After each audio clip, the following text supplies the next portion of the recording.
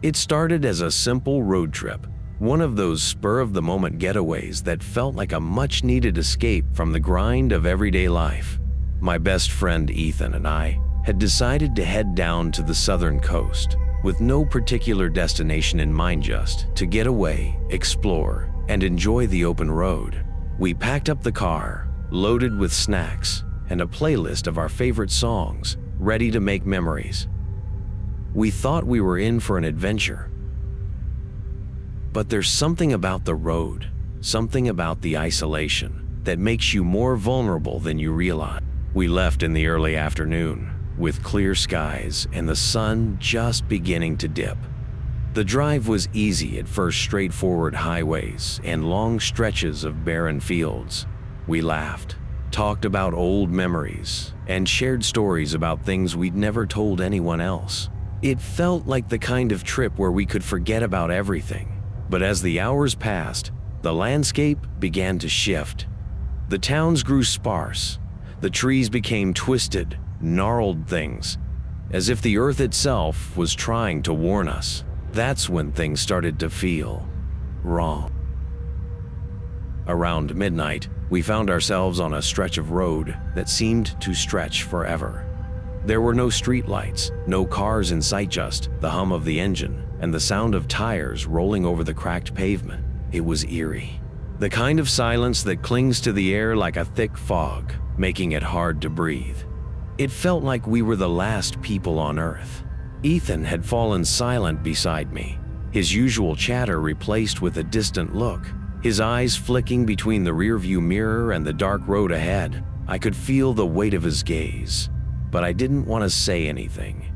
I didn't want to acknowledge the creeping sensation of being watched. Then, the headlights flickered. I shook my head and tried to focus.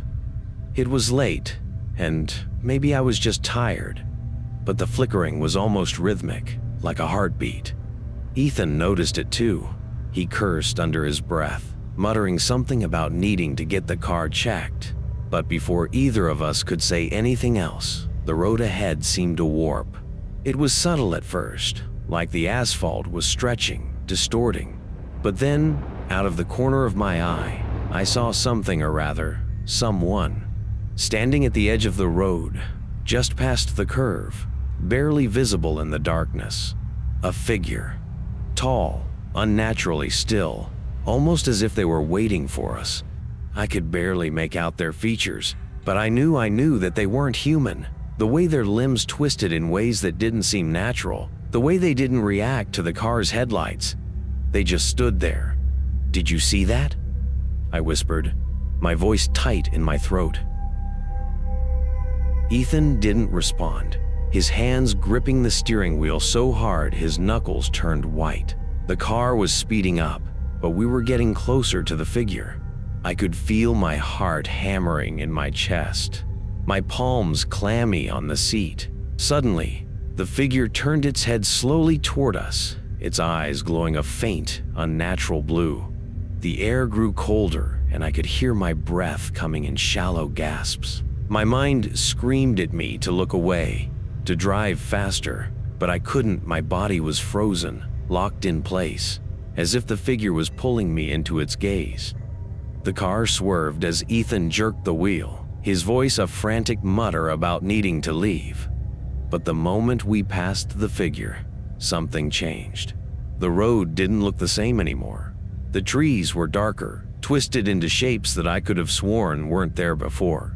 The sign ahead was different, its letters unreadable. The darkness felt thicker, like we were no longer in the same world. That's when the engine sputtered and died. The silence that followed was deafening.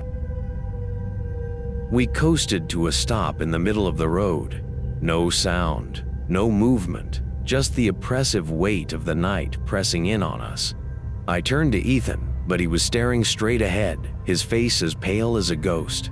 "We need to get out of here," I said, my voice trembling. But when I reached for the door handle, it wouldn't open.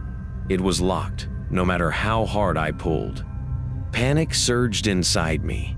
I looked at Ethan again, his face frozen in a state of terror. He was breathing too fast, his chest rising and falling in shallow bursts. "Ethan?" My voice was barely a whisper, but then he slowly turned to face me. His eyes, those eyes no longer held any trace of recognition. They were wide, hollow, lifeless, as if someone had emptied him out. I screamed. The door finally opened on its own, and I scrambled out of the car, gasping for air. The cold hit me like a slap to the face.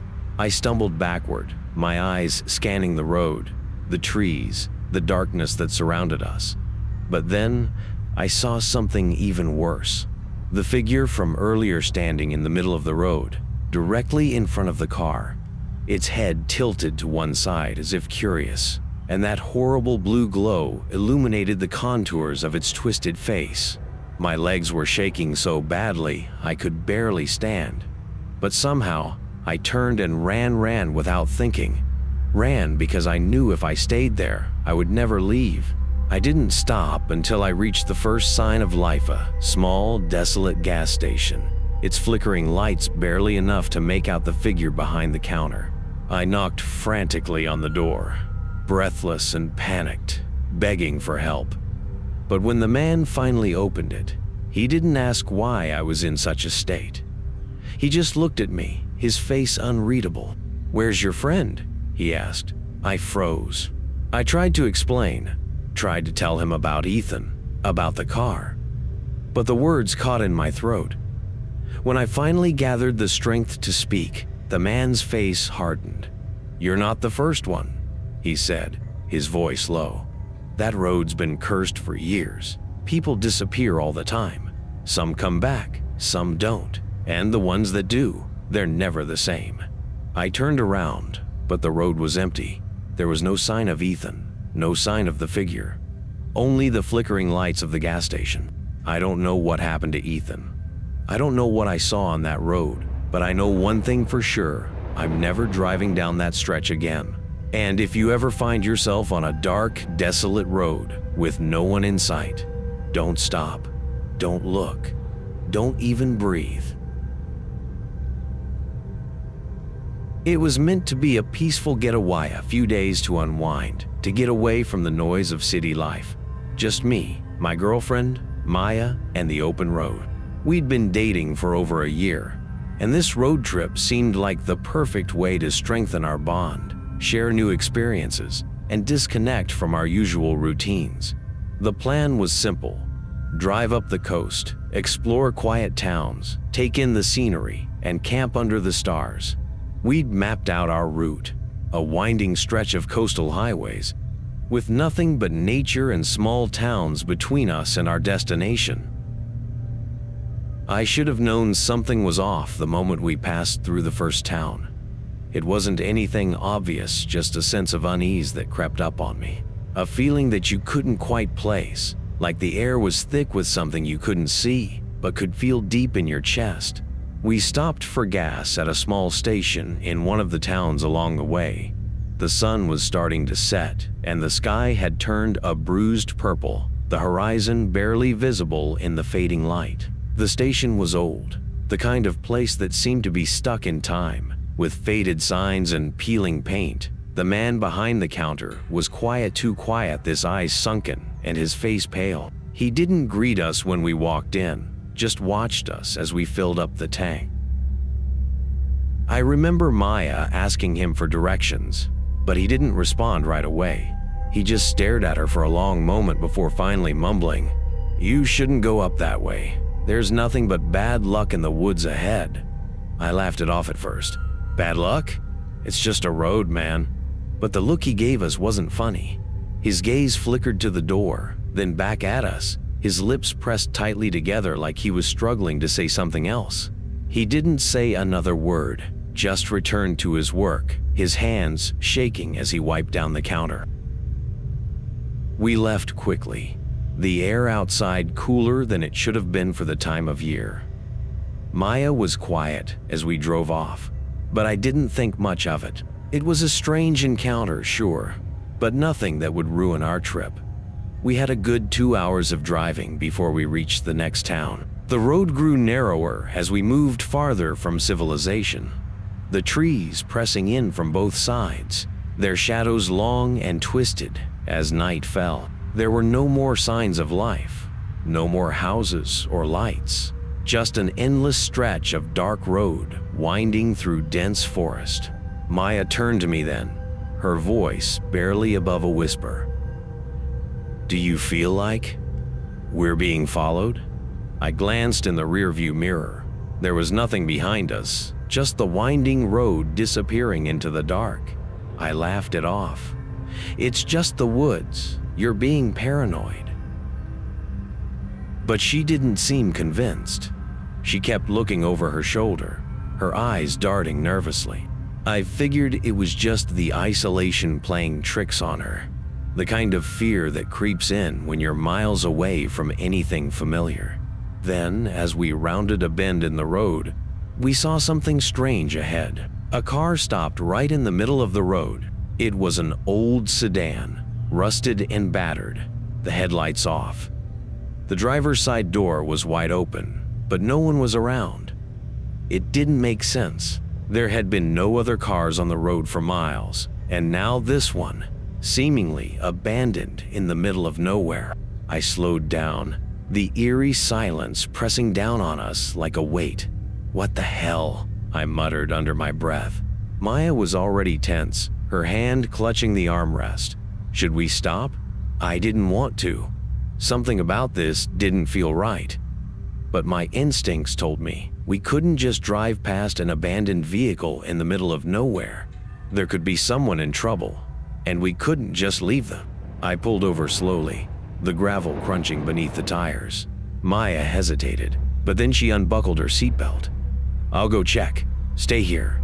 I grabbed her arm just before she could open the door. "Wait, no. We'll go together. It's not safe." We both stepped out of the car, the cold air biting at our skin. The silence around us was so profound, it was like the world had stopped breathing. As we approached the abandoned car, we noticed something strange about it. The paint was peeling in odd patches, and there was an odd smell like rotting meat coming from the back seat. The door swung in the wind, creaking like it hadn't been closed in years. I looked inside, but all I could see were piles of old clothing and trash, the seats covered in grime. There was no sign of anyone. "This is bad," I said, my voice low. "Let's get out of here." But Maya was already moving, walking past the car toward the woods. "Wait, where are you going?" I called after her. "I heard something," she said, barely above a whisper. I followed her into the trees, my heart pounding harder with every step. The woods were so thick now, the trees towering overhead like dark sentinels. The ground beneath our feet was soft, wet from recent rain, and the further we walked, the quieter everything seemed to get. Then we saw it.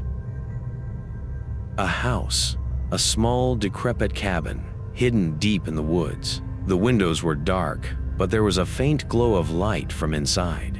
It didn't make sense there shouldn't be anyone out here. The nearest town was miles away. Maya was already moving toward the cabin, her eyes wide, her body tense. "What is this place?" she whispered. I tried to stop her, but she was determined. I had no choice but to follow her, my feet dragging through the undergrowth as we approached the door. It creaked open with a groan when Maya turned the handle. Inside, the air was thick with dust, and the smell was unbearable, a mix of mildew and something far worse. The walls were covered in strange markings, symbols I didn't recognize, carved into the wood and painted in red. The faint light we'd seen from outside was coming from a single candle, flickering on a table in the middle of the room. There were old chairs scattered around, and on the floor, a pile of bones. I could feel my blood run cold. My throat tightened, and my breath came in short gasps. Something was horribly wrong. This place was no accident. Then I saw them.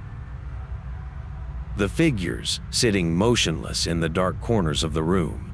People, or at least they looked like people. Their faces were pale, their eyes wide and unblinking, their bodies frozen in some kind of trance. And then they turned toward us. I don't remember what happened after that. The last thing I recall is Maya screaming, and then nothing. When I woke up, I was back in the car. The headlights were on, the engine running, and Maya was beside me unconscious, her face pale and drawn. The cabin, the people, the bones they were all gone. We left as fast as we could, driving through the night, not stopping until we reached the nearest town. But when we tried to tell the locals about what happened, they just stared at us blankly. No one had ever heard of that cabin. No one knew anything about the woods. It started like any other road trip, a chance to get away from the chaos of life. My best friend Lucas and I had been talking about taking a long drive for months, but we could never seem to find the time. Finally, we both agreed it was time. A spontaneous road trip to the mountains, a few days of camping, hiking, and clearing our minds. What could go wrong? We didn't have a specific plan, just the general idea of heading west through small towns and winding back roads, taking our time and seeing where the road would take us. But what we didn't realize was that the road we'd chosen had a dark history. A history that neither of us could have imagined. We left on a Friday afternoon, the weather perfect for a drive. The sun hung lazily in the sky, and we had the windows down, the air thick with the scent of pine trees as we cruised along the highway. We passed through a couple of small towns, each more quaint than the last, and Lucas kept up a steady stream of conversation, telling jokes and sharing stories. For a while, it was just like the carefree trips we used to take when we were younger. Only this time, it felt different. As we drove deeper into the mountains, the roads narrowed and twisted, and the towns became fewer and farther apart. We didn't notice it at first, but the further we went, the more isolated everything felt. The trees on either side of the road grew denser, their thick branches blotting out the sun, casting everything in a perpetual shadow. We were about 2 hours into the wilderness when we came across the first sign of trouble. It was a small, decrepit gas station, tucked away at the foot of a hill. The lights flickered weakly, and the place looked abandoned, but there was a single car parked by the pumps. We needed gas, and I wasn't keen on driving farther without filling up, so I pulled in. The moment we stepped out of the car, we felt the weight of the place heavy, suffocating. The attendant was an old man, hunched over and frail, with graying hair and deep sunken eyes. He didn't greet us or say anything when we approached. He just stared at us, his gaze unsettling. The air around him seemed to hum with an odd tension, and his voice, when he spoke, was raspy, as though he hadn't used it in years. "You sure you want to keep going?" he asked, his eyes flickering between us and the road ahead. I didn't know what to say. "We're just passing through. What's the problem?" "The road ahead. You won't be able to turn back," he replied cryptically, his gaze never leaving us. "Not after dark." Lucas laughed nervously. "What's the deal? Is there something wrong with the road?" The old man didn't smile. "Not the road. The things that come out when the sun sets. That stopped us cold." "What things?" I asked, though a part of me didn't want to know. The man shook his head. "I shouldn't be telling you, but if you insist, the mountain roads are cursed. People used to travel through here all the time. But then, strange things started happening. People would disappear, never to be seen again. All of them drove down that road after dark." I felt a chill creep up my spine, but I dismissed it.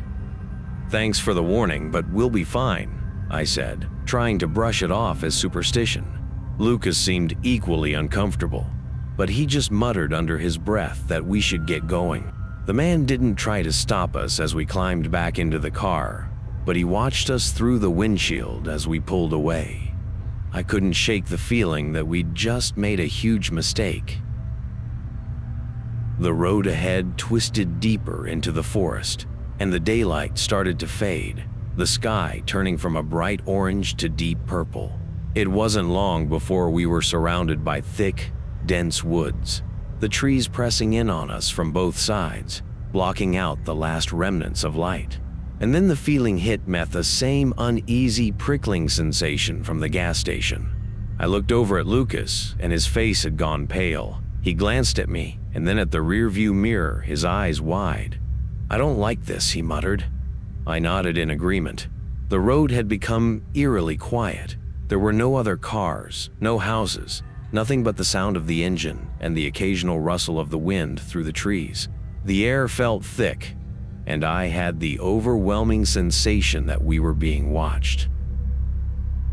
Suddenly, there was a flicker in the headlights, a shadow moving just beyond the reach of the light, something fast, too fast to be a person. I slammed on the brakes, and the car screeched to a halt. We both stared out the windshield, but there was nothing there, just the empty road, swallowed by the night. "Did you see that?" Lucas asked, his voice trembling. "Yeah, I saw something," I replied, my heart pounding in my chest. We sat there in silence for a moment, both of us too afraid to move. The road stretched out before us, endless and dark. After a long pause, I started the engine again and continued driving. But something was different. We weren't alone anymore. The shadows seemed to move alongside the car, keeping pace with us. They weren't just trees or passing clouds, these shadows had substance. I could see them shifting, bending in unnatural ways, like they were alive. Something was out there, and it was following us. As we drove on, the headlights flickered again, and I heard a soft thump against the side of the car. Lucas's eyes darted toward me, wide with panic. "What was that?" he gasped. I didn't know. My hands were shaking as I gripped the steering wheel, but I didn't want to stop. I couldn't stop. I knew that if we stopped, whatever was out there would get us. We pressed on, the silence inside the car growing heavier with each passing second. Then, as we rounded a sharp curve in the road, I saw something in the distance, faint light ahead, flickering like a campfire. It wasn't far, maybe half a mile away, but it was enough to pull us from the edge of panic. I decided to head toward the light, hoping it was a sign of civilization. But as we got closer, the light didn't grow brighter. In fact, it seemed to get dimmer, and the air around it felt colder, like we were driving into some kind of frozen void. I didn't know what I expected, but I wasn't ready for what we found when we arrived. It was an old wooden cabin, barely standing, with broken windows and a collapsed roof. The flickering light came from a single candle inside, casting grotesque shadows on the walls. But there was something worse, something that made my stomach drop. There were figures standing around the cabin, tall, thin figures wearing tattered clothing, their faces obscured by hoods. They didn't move. They didn't speak. They just stared at us. I didn't know if they were human or something else, but I could feel the air growing colder the longer we looked at them. And then, one of them moved, slowly, deliberately. It turned toward us, its eyes glowing faintly in the dark. The moment it did, I slammed the car into reverse, my foot slamming the pedal, and we shot back down the road. I didn't look back. I couldn't look back.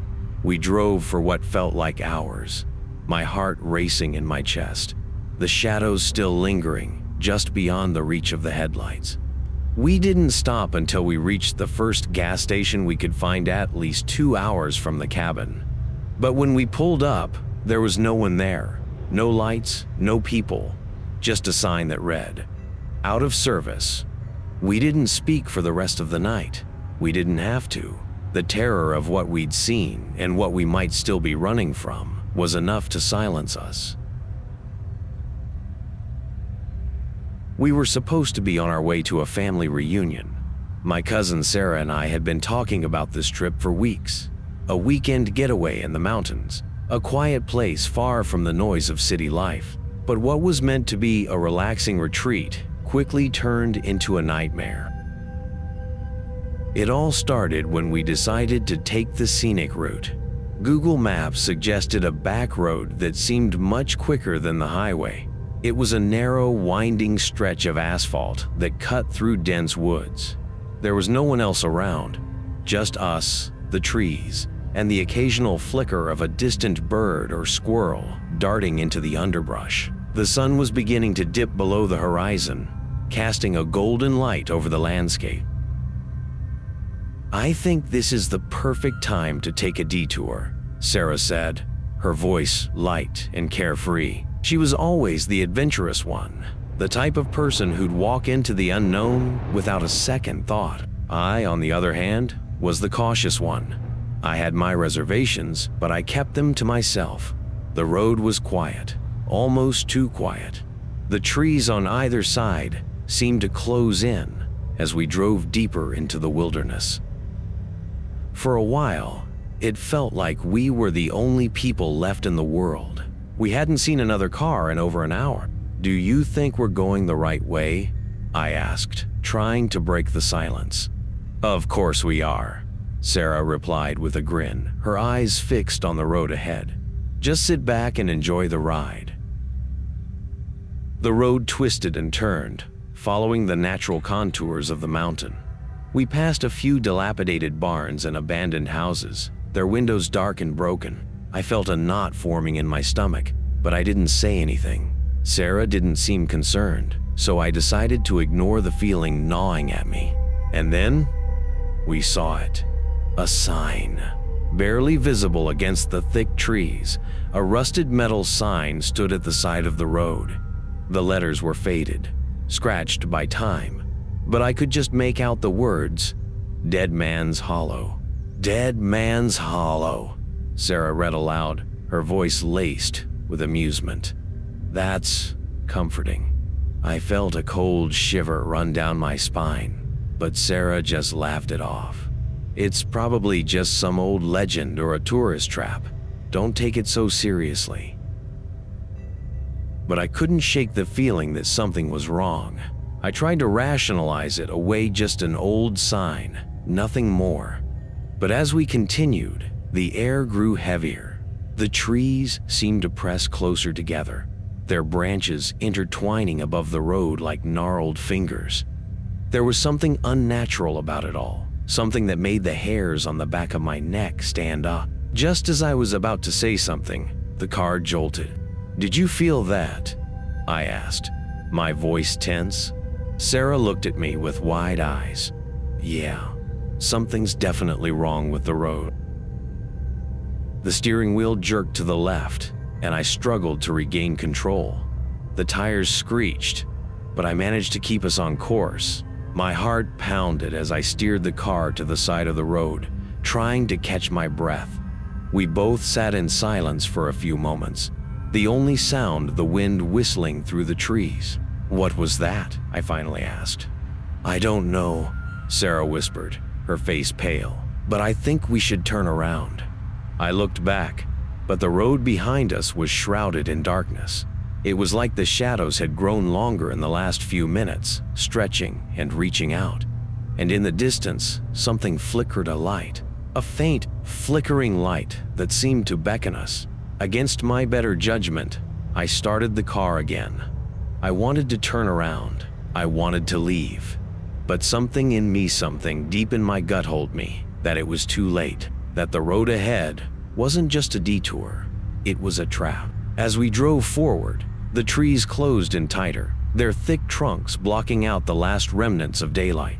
The car's headlights barely cut through the dark, and the shadows seemed to grow longer and more distorted. Suddenly, the light I had seen in the distance grew brighter. It wasn't a car, it was a house. A small cabin, sitting alone in the middle of nowhere. The light was coming from a single window on the second floor, casting an eerie glow across the front yard. "We should stop," Sarah suggested, her voice uneasy. "Maybe someone lives there. They could help us figure out what's going on with the car." Against my better judgment, I pulled the car to a stop in front of the cabin. The silence around us was deafening. No animals, no rustling of leaves, just the sound of our breaths, shallow and quick. I turned to Sarah. "Stay here. I'll go knock on the door." Before she could protest, I stepped out of the car. The ground was soft beneath my boots, the air thick with humidity. I walked up to the cabin, my footsteps muffled by the dense undergrowth. The door was slightly ajar, creaking in the wind. "Hello?" I called out, my voice breaking the silence. "Is anyone home?" There was no answer. I pushed the door open further, stepping into the dim interior. The smell of mildew and decay hit me like a punch in the face. The furniture was old, covered in dust and cobwebs, and the walls were lined with faded photographs. But something was off about them. The faces of the people in the pictures were scratched out, their features distorted. I heard a faint noise from upstairs, a shuffling sound, like someone or something was moving. I froze. The hairs on the back of my neck stood up, and for a moment, I thought about turning and running. But I couldn't leave Sarah alone in the car. I had to know what was going on. I climbed the creaky stairs, my pulse racing. The shuffling sound grew louder, more erratic. As I reached the top, I saw the door to a small bedroom at the end of the hall. The light from the window flickered in the room, and then I saw them. Two figures were sitting at the edge of the bed, staring straight ahead, unmoving. Their clothes were tattered, their faces hidden by long, greasy hair. But it wasn't their appearance that made my blood run cold. It was the fact that they were motionless. Not a single muscle twitched. They were like mannequins, lifeless. And then one of them turned its head slowly, its eyes glowing faintly in the darkness. I screamed and stumbled backward, falling down the stairs in a panic. My mind raced as I scrambled to my feet and rushed out of the house, not looking back. I didn't stop until I reached the car, my heart pounding in my chest. Sarah was still in the driver's seat, looking out the window, her face pale. "What happened?" she asked, her voice trembling. "Get in the car," I ordered, my voice shaking. "We need to leave, now." I slammed the car into gear, speeding down the road without a second thought. But as we passed the cabin, I glanced in the rearview mirror. And there they were, the two figures standing in the doorway, watching us. They didn't move, they just stood there, staring at us, their eyes burning with an unnatural light. We didn't stop driving until we reached the highway, and by then, the sun had come up. We didn't talk about what happened. We didn't need to. We both knew that whatever we had encountered back there wasn't of this world. The drive continued, but the unease never left us. We never spoke about Dead Man's Hollow again, and we never took that road again. I never expected a simple road trip would change my life forever. The idea seemed so harmless at first. My boyfriend, Matt, and I had been planning a weekend getaway for weeks.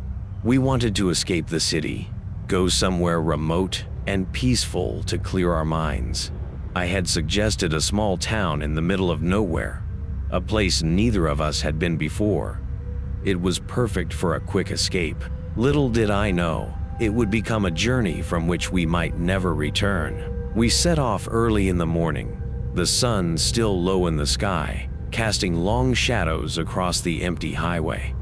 The drive itself wasn't anything out of the ordinary at first. Matt was in good spirits, cracking jokes and keeping the mood light.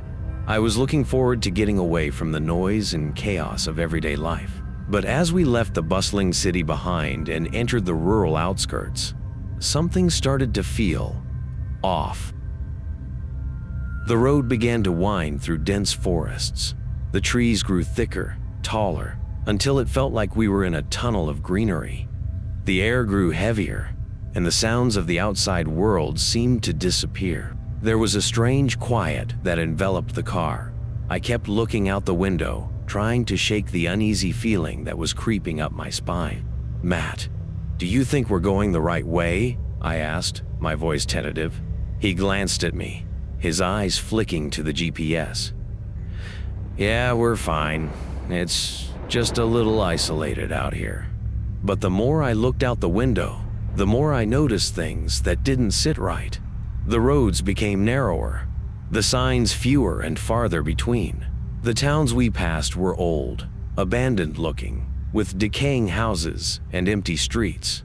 It wasn't like the sleepy country towns I'd imagined, and it felt more like a place that had been forgotten by time. We were about an hour into the trip when we saw the first sign. Warning: road ends in 10 miles. I couldn't help but feel a shiver run down my spine. It was a warning that didn't make sense. The road didn't, and at least, it didn't seem like it would. "Do you think it's a detour?" I asked, my voice now strained with uncertainty. Matt frowned and slowed the car, glancing around. "I don't know, but the GPS still shows the road continues." I nodded, but deep down, I couldn't shake the feeling that something was terribly wrong. I had heard stories about places like this, places off the beaten path, where things got lost, forgotten, or even worse. We pressed on. The trees grew denser, their branches arching over the road like a canopy. The sky above seemed to darken, even though it was still afternoon.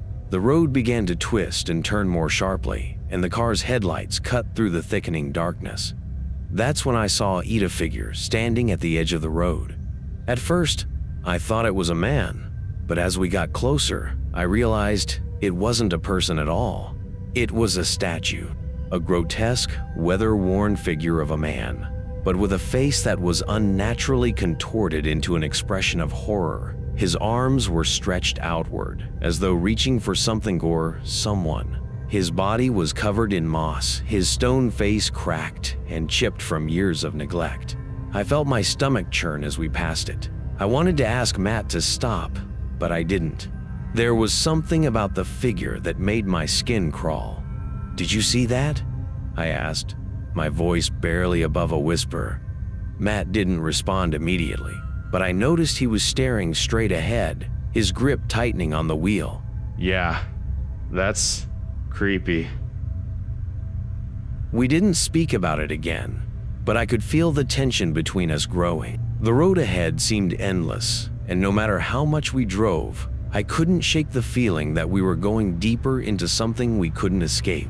It wasn't long before we saw another sign, but this one was different. It was larger, and the letters were stark, bold, and red.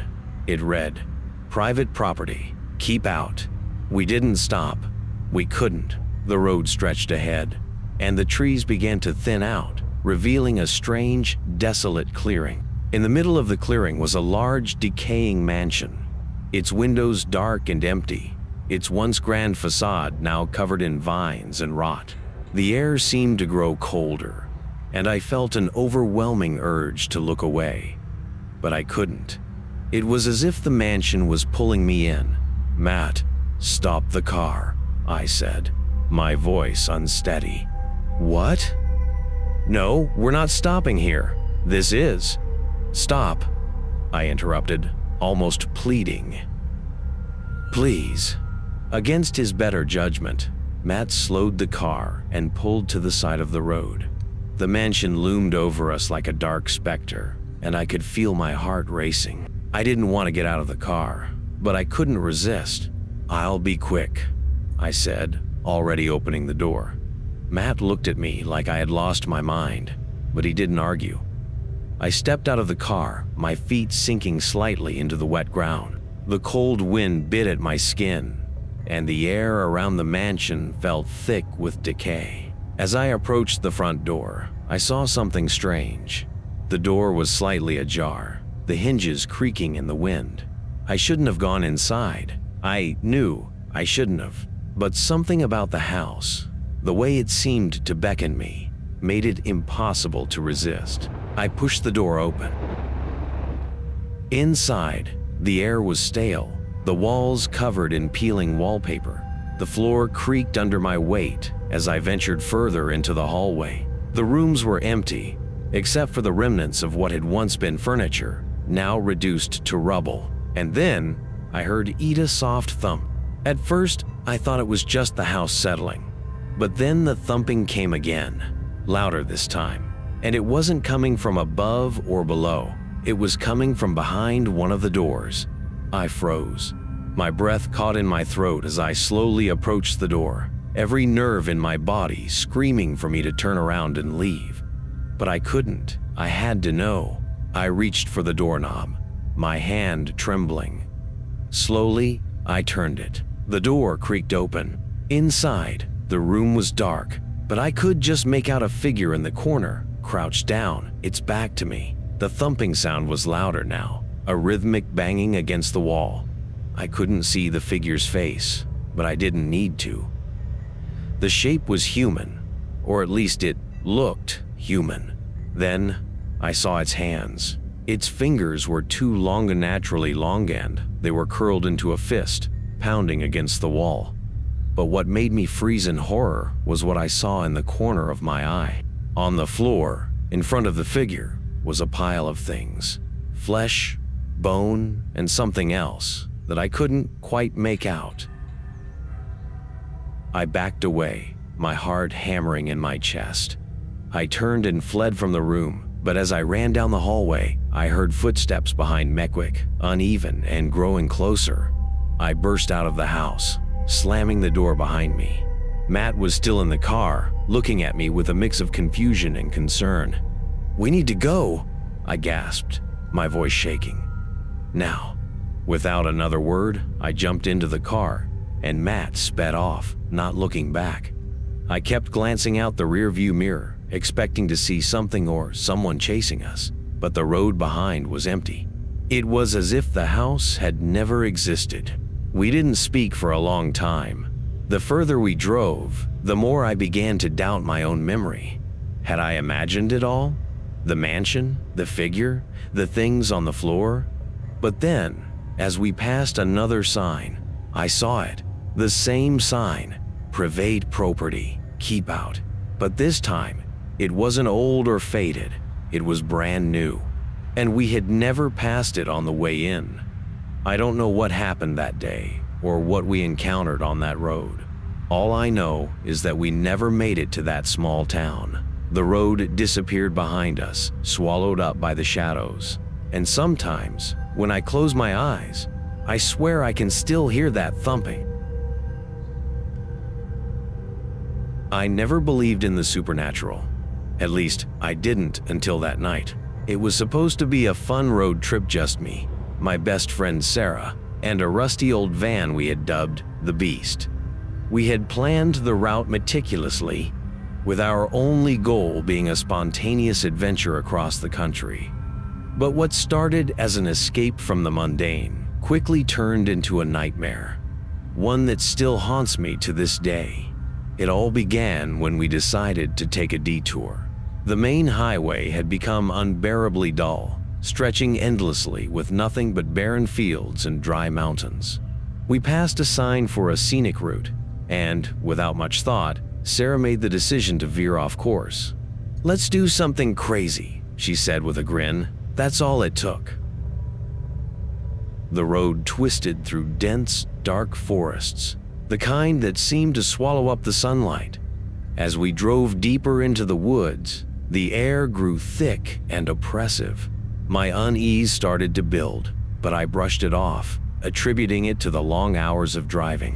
Sarah was in the passenger seat, fiddling with the radio, trying to find something that would drown out the silence. But there was nothing, just static. Then it happened. I saw something move in the corner of my eye, something fast, darting between the trees. My heart skipped. I slowed the van to a crawl, trying to make sense of what I had seen.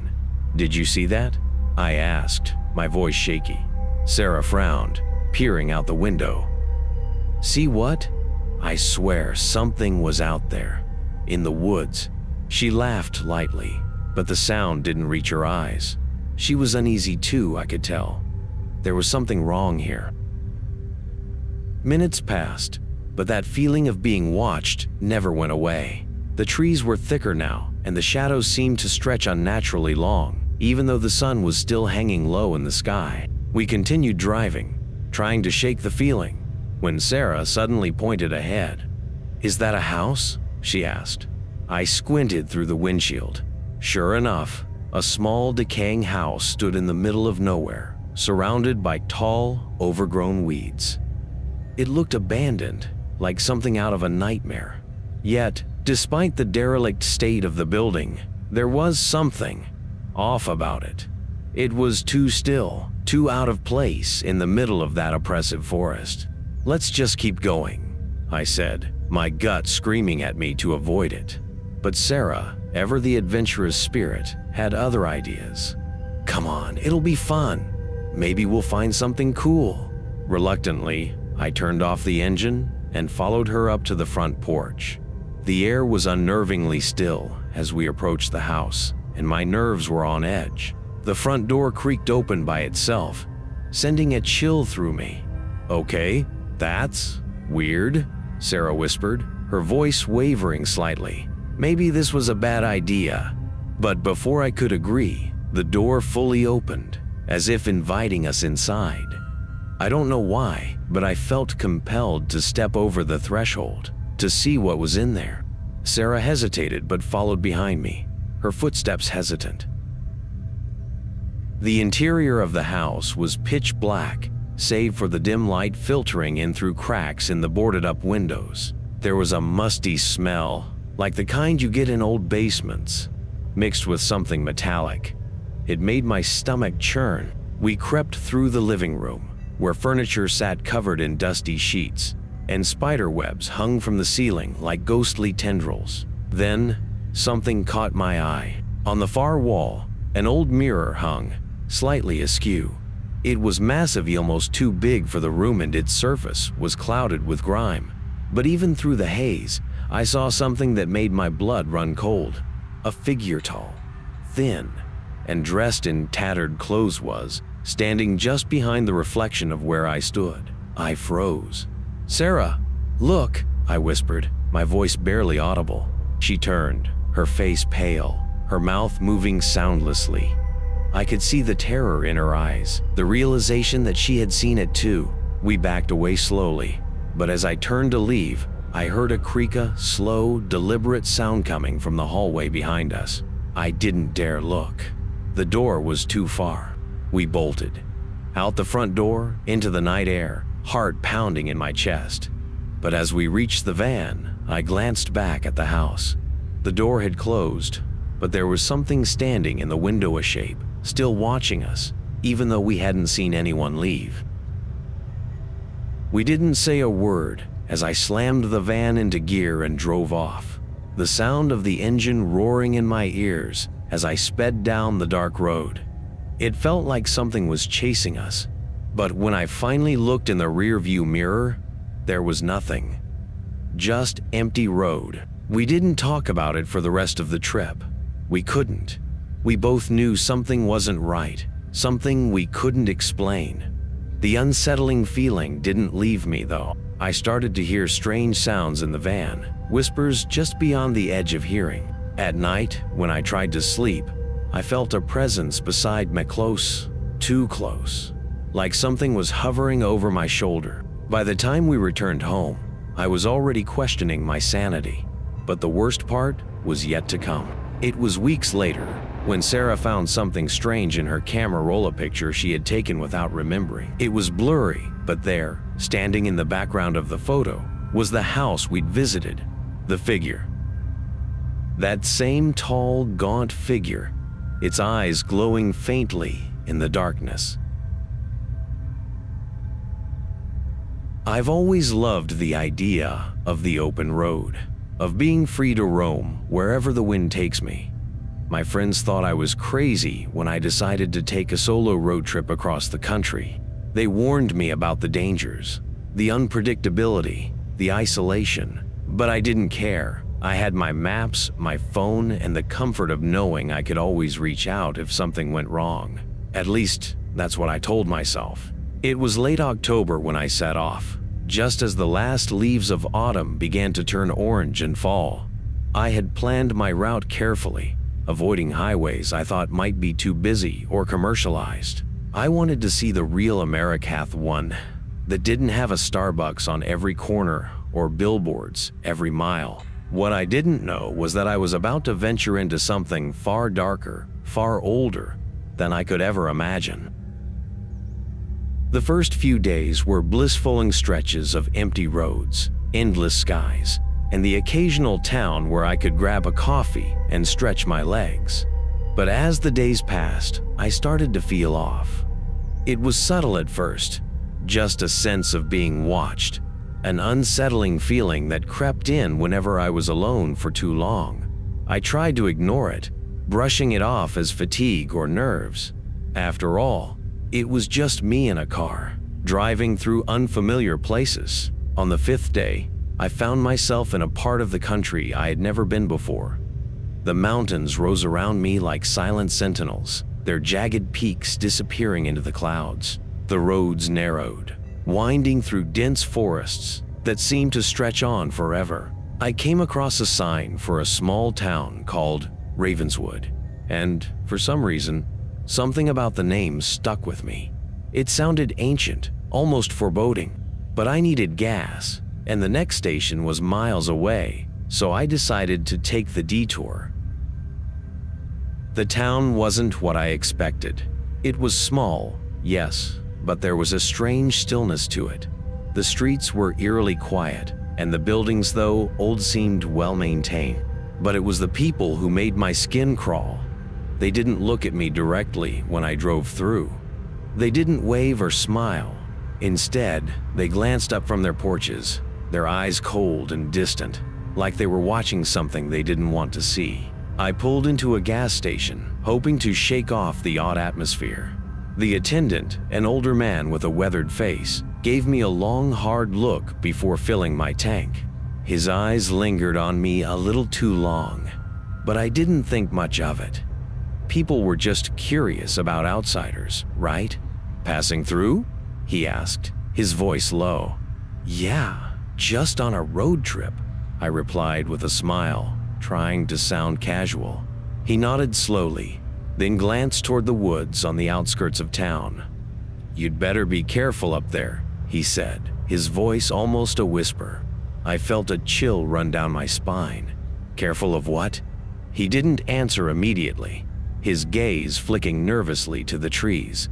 Then, almost as if he didn't want to say it, he muttered, "Some things aren't meant to be found." I paid quickly and got back in my car, trying to ignore the sense of unease settling in my stomach.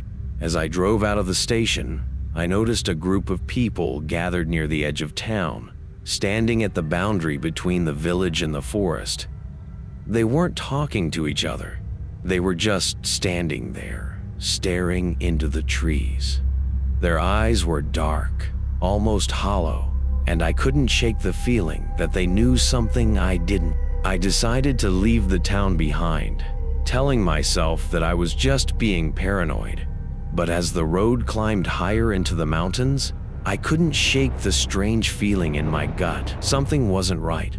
It wasn't until I reached a remote area, far outside of Ravenswood, that things truly took a turn. I pulled off onto a narrow gravel road, intending to stop and take a picture of the stunning view. The mountains were painted in the soft golden hues of the setting sun, and the landscape was breathtaking in a way that made me forget about the eerie feelings I'd been having. I parked, got out of the car, and began snapping photos. That's when I heard it.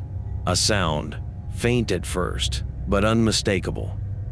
A low, guttural chanting, drifting on the wind like a haunting lullaby. It was coming from deep in the forest, somewhere far below where I stood. I froze. The hair on the back of my neck stood up. My heart began to pound. It wasn't a song or a ritual or anything familiar. It was something wrong. I quickly jumped back in the car, but as I started the engine, I saw something through the rearview mirror. There, standing at the edge of the forest, was a figure. A man, tall and thin, his face hidden by a dark hood. But what struck me most was the way he stood still, unmoving, like he wasn't even a part of the world around him. He didn't blink, didn't shift his weight, just stared. Panic surged through me. I slammed the car into gear, spinning the wheels as I sped down the road. My hands trembled on the steering wheel, and I kept glancing into the mirror, half expecting the man to be following me. But each time, the rear view was empty. The road twisted and turned, but I didn't stop. I didn't slow down. And as I passed the outskirts of Ravenswood again, I saw the people from earlier, the ones standing near the trees. They weren't standing anymore. They were walking into the woods, all of them in a slow, synchronized pace, as if drawn by some invisible force. I drove straight through the night, not stopping until I reached the next town, where I finally let out a breath I hadn't realized I'd been holding. The next morning, I called the police, trying to explain what had happened, but they just chalked it up to stress or exhaustion. No one knew about Ravenswood, and no one had heard of any strange happenings.